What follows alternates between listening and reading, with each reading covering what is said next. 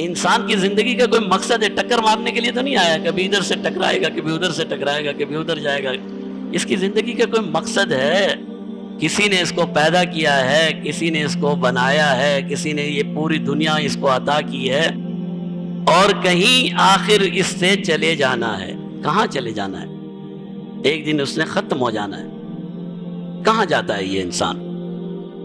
یہ علم ہے جو حقیقی علم ہے، جو انسان کو اس کے رب کی معرفت عطا کرتا ہے، جو انسان کو اس کی زندگی کا مقصد بتاتا ہے، جو انسان کو اس کی زندگی گزارنے کا طریقہ اور سلیقہ سمجھاتا ہے، جو انسان کو یہ بتاتا ہے تو ختم نہیں ہوتا، تیرا جہان تبدیل ہو جاتا ہے، تیرا اصل کوئی اور ہے، یہاں تجھے امتحان کے لیے بھیجا گیا ہے۔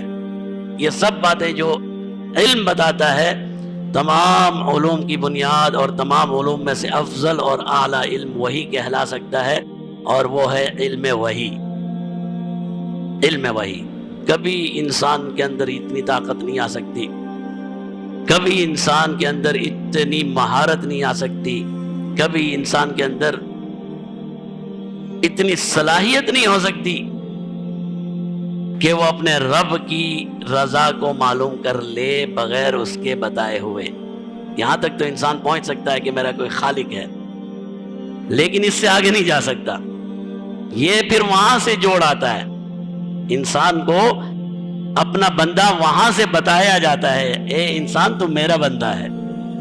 اور یہ ہے علم وحی، جس کی بنیاد اللہ نے انبیاء کے ذریعے سے ہمیں عطا فرمائی۔ 1,24,000 انبیاء اس دنیا میں تشریف لائے، اللہ کی وحی لے کر، ایک ہی پیغام لے کر کہ اے انسان تو میرا بندہ ہے، میں نے تجھے یہ دنیا عطا کی ہے، یہ عمل ہیں جن سے میں راضی ہوتا ہوں، اور یہ عمل ہیں جو مجھے پسند نہیں ہیں، اور ایک دن تو نے آ کر حساب اور کتاب دینا ہے۔